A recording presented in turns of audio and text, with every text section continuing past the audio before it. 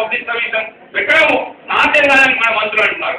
అందులో ఉన్న మన మంత్రులు కూడా దీనికి సహకరించడం లేదు. ఇప్పుడు ఇంతకుముందే రాజేంద్ర గారు చెప్పినట్టు అక్కడ ఉన్న మన మంత్రే మరి మీరందరూ మమ్మల్ని బ్లాక్ మెయిల్ చేస్తున్నారు అంటారు. మీరందరూ ఈ రోజు తెలంగాణ ప్రజలు బ్లాక్ మెయిల్ చేస్తున్నారు. మీరు తెలంగాణ ప్రజల యొక్క ప్రజాప్రతినిధులుగా మిమ్మల్ని ఎన్నుకున్నందుకు తెలంగాణ ప్రజలు మీరు మోసం చేస్తున్నారు. మీరు రాజీనామా చేసి ఈ యొక్క ప్రజలతో ఉద్యమంలో మీరు మొదలుపెట్టామని మేము డిమాండ్ చేస్తాం. తెలంగాణ రాష్ట్రం ఏర్పడిన తర్వాత మీ పార్టీలలో మీరు ఉండండి. ఈ రోజు పార్టీలని వదిలిపెట్టి మీరందరూ కూడా తెలంగాణ పౌర సమాజంతో కలిసి ఉద్యోగించని చెప్పి ఈ రోజు తెలంగాణ ఉద్యోగులుగా మనం అందరం కూడా డిమాండ్ చేయడం జరుగుతుంది. మరి ఎవరు అన్యాయం చేస్తారు? ఈరోజు ప్రజలందరూ మిమ్మల్ని తెలంగాణ ప్రజల పక్షాన మాట్లాడాలని కోరితే ఈరోజు తెలంగాణ ఉద్యోగుల డిమాండ్ సరైనవి కావు, మీరు బ్లాక్ మెయిల్ చేసుకొని మాట్లాడడం ఒక తెలంగాణ మంత్రి ఉండే నైతిక హక్కు అనేది ఒక నైతికత్వం ఉందని అని చెప్పి ఈరోజు తెలంగాణ ఉద్యోగుల మనం ప్రశ్నిస్తారా మన మంత్రులందరికీ? ఈ రోజు తెలంగాణ ఉద్యమంలో దాదాపు 600 మంది విద్యార్థులు చనిపోతే మరి వారందరూ మీ బిడ్డలు కదా, వారందరికీ మీరు వారి తల్లిదండ్రులకు జవాబు చెప్పాల్సిన అవసరం మీకు తెలంగాణ మంత్రులుగా మీకు లేదా అని చెప్పి ఈ రోజు తెలంగాణ ప్రజల పక్షాన తెలంగాణ ఉద్యోగులు అడుగుతున్నాం. కాబట్టి ఈ ఉద్యమం ఆగిపోదు. ఎందుకంటే తెలంగాణ రాష్ట్రం ఏర్పడేదాకా కూడా వారు ఎన్ని హామీలు ఇచ్చినా మనతో ఎన్ని ఒప్పందాలు చేసుకున్నా, ఎందుకంటే జరిగిన వాయిదేషన్ అనేది సరిదిద్దలేని తెలంగాణ ఉద్యోగులకు కాదు కేవలం న్యాయం జరిగేది తెలంగాణ విద్యార్థులకు జరగాలి, తెలంగాణ ప్రజలకు జరగాలి, తెలంగాణ కార్మికులకు జరగాలి, తెలంగాణ రైతులకు జరగాలి. మీకు అందరూ తెలుసు ఈ రోజు హైదరాబాద్ నగరం నుంచి 100 కిలోమీటర్ల రేడియస్ల మొత్తం భూములని ఆక్రమణకు పోయింది. మరి ఆక్రమించిన భూములని వదిలిపెట్టుకొని తెలంగాణ ప్రజలకు పంచి పెడతారా? ఈ డిమాండ్లు ఉద్యోగులే కాదు, ప్రజల డిమాండ్లు కూడా మనం పొద్దున ఈ రాష్ట్ర ప్రభుత్వం ముందు పెట్టబోతున్నాం. కాబట్టి తెలంగాణ రాష్ట్ర ఏర్పాటే దీనికి ఏకైక పరిష్కారం అని చెప్పి ఈ రోజు మనం అందరం కూడా ప్రజల పక్షాన నిలబడి ఈ యొక్క తెలంగాణ ఉద్యమాన్ని ముందుకు తీసుకెళ్తున్నాము. ఈ రోజు జరిగేటువంటి రైలు ఒక కార్యక్రమం చేసి ఇచ్చిన పిలుపు బ్రహ్మాండంగా రాష్ట్ర ప్రభుత్వం కేంద్ర ప్రభుత్వం రైళ్లను కూడా వాళ్ళే రద్దు చేసుకోవడం జరిగింది. ఇది తెలంగాణ ప్రజల విజయం. ఈ సందర్భంగా మనం కూడా ఒక్క అడుగు కూడా వెనకవేయకుండా మనం కూడా ఇదే చైతన్యంతో ఇదే స్ఫూర్తితోని ముందుకు పోదా. ఖచ్చితంగా తెలంగాణ రాష్ట్ర బిల్లు పార్లమెంట్లో ప్రవేశపెట్టేదాకా ఎవరు కూడా వెనుకంజ ప్రసక్తి లేదు.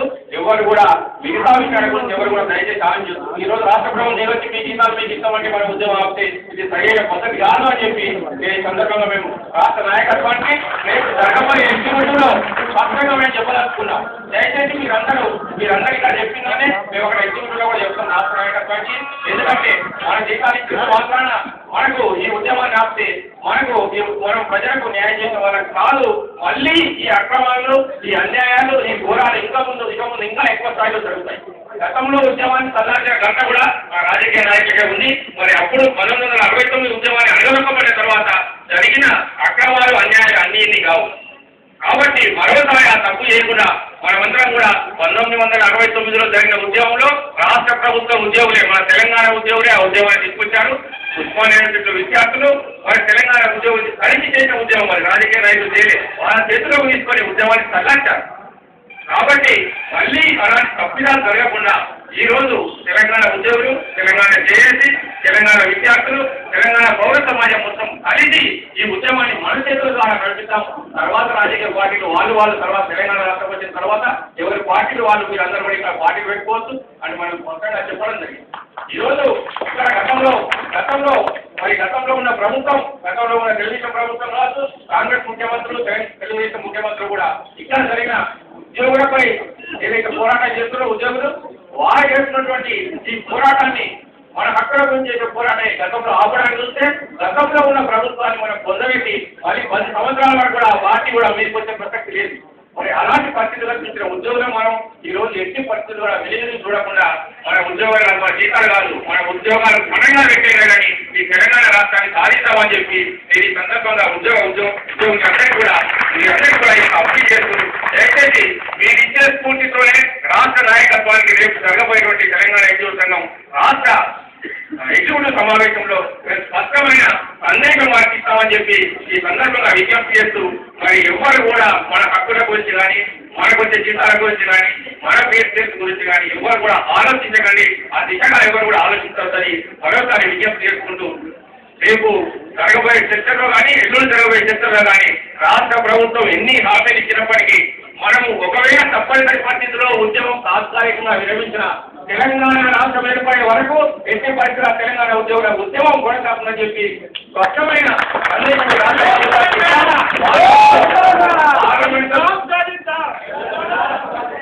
ఈ రాష్ట్ర ముఖ్యమంత్రి తెలంగాణ బిల్లు అసెంబ్లీలో మరియు పార్లమెంట్ లో ప్రవేశపెట్టడానికి బిల్లును ప్రవేశపెట్టే విధంగా చర్యలు తీసుకోవాలని చెప్పి ఈ రాష్ట్ర ముఖ్యమంత్రి డిమాండ్ చేయమని చెప్పి కూడా మేము రాష్ట్ర ఎగ్జిక్యూటివ్ సూచించడం జరుగుతుందని చెప్పి మీకు ఈ సందర్భంగా విజ్ఞప్తి చేస్తూ ఖచ్చితంగా పోరాటం ఆగినా తాత్కాలికంగానే మరి ఖచ్చితంగా ఈ పోరాటం తెలంగాణ రాష్ట్ర బిల్లు పార్లమెంట్ లో ప్రవేశపెట్టే వరకు మనం తెలంగాణ ఉద్యోగులు ఈ ఉద్యమాన్ని ముందుకు తీసుకెళ్దామని చెప్పి తెలియజేసుకుంటూ మీరు ఇచ్చినటువంటి ఈ సహకారాన్ని ఈ యొక్క ఇదే ఉద్యమ స్ఫూర్తితో ముందుకు తీసుకెళ్దామని చెప్పి విజ్ఞప్తి చేస్తూ నాకు ఈ అవకాశం ఇచ్చినందుకు సెలవు తీసుకుంటున్నాను. జై తెలంగాణ.